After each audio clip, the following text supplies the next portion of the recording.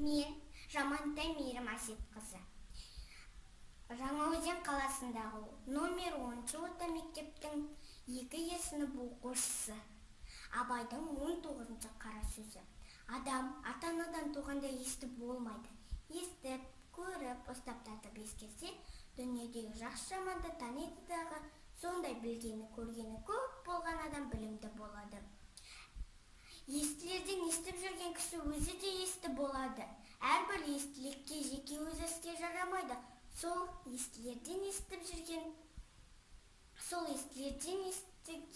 білгені жақсы нәрсені ескерсе, жаман дегеннен сақтанса, сонда іске жарайды.